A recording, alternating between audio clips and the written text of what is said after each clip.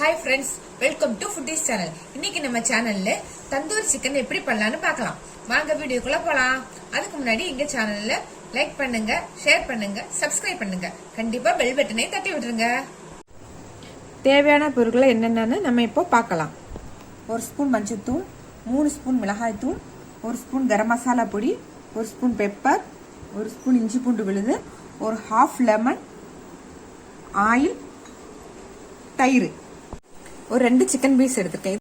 இப்போ தேவையான மசாலா ரெடி பண்ணிக்கலாம். ஒரு பவுல் இஞ்சி பூண்டு விழுது, தயிர், கரம் மசாலா, மிளகாய்த்தூள், மஞ்சத்தூள் கொஞ்சமாக போட்டால் போதும், இல்லைன்னா கலர் சேஞ்சஸ் ஆகிடும். பெப்பர், ஒரு ஹாஃப் லெமன் விதை இல்லாமல் எடுத்துருக்கேன், அதை அப்படியே புளிஞ்சு விட்டுக்கோங்க.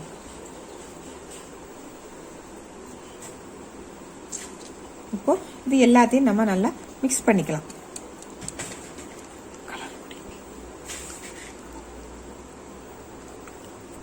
தேவையான அளவு உப்பு சேர்த்துக்கோங்க. எல்லாத்தையும் நல்லா மிக்ஸ் பண்ணிக்கலாம்.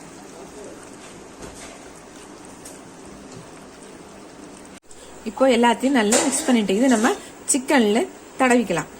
சிக்கனை நல்லா இந்த மாதிரி கத்தியை வச்சு வரைஞ்சிக்கோங்க. அப்போதே மசாலா எல்லாம் நல்லா உள்ளே போகிறதுக்கு நல்லா இருக்கும். இப்போ மசாலா நம்ம தடவிக்கலாம். மிக்ஸ் பண்ணி வச்சுக்கிற மசாலாவை கொஞ்சமாக எடுத்து கொஞ்சம் கொஞ்சமாக தடவிக்கோங்க. எல்லாத்தையும் நல்லா இப்படி மிக்ஸ் பண்ணிக்கோங்க. 2 சிக்கனையும் நான் நல்லா மிக்ஸ் பண்ணி வச்சுப்போம். 3 hours later. ஒரு பேன் அடுப்பில் வச்சு கொஞ்சம் எண்ணெய் விட்டுக்கலாம். கொஞ்சமா விட்டா போதும், எண்ணெய் ரொம்ப வேணாம்.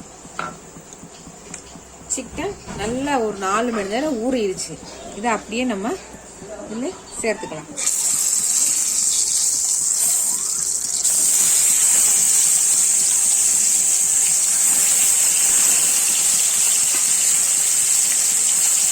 அடுப்பை நல்லா சிம்மிலே வச்சு வேக விட்டுருங்க. இப்போ சிக்கன் ஒரு பக்கம் நல்லா வெந்துருச்சு. நீ இதை நம்ம திருப்பி போட்டுக்கலாம்.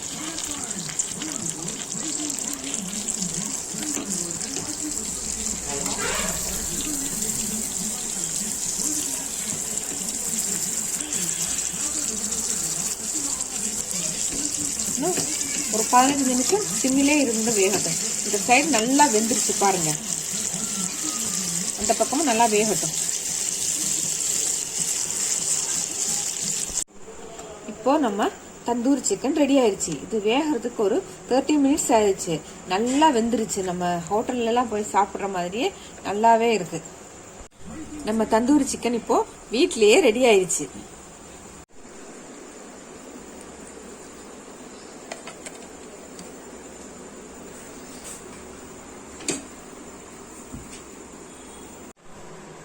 நம்ம தந்தூரி சிக்கன் நல்ல மயோனைஸ்ல முக்கி சாப்பிடுங்க. சூப்பரா இருக்கும். இதை நீங்க வீட்டுல செஞ்சு பார்த்துட்டு எப்படி இருக்குன்னு எங்களுக்கு கமெண்ட் பண்ணுங்க.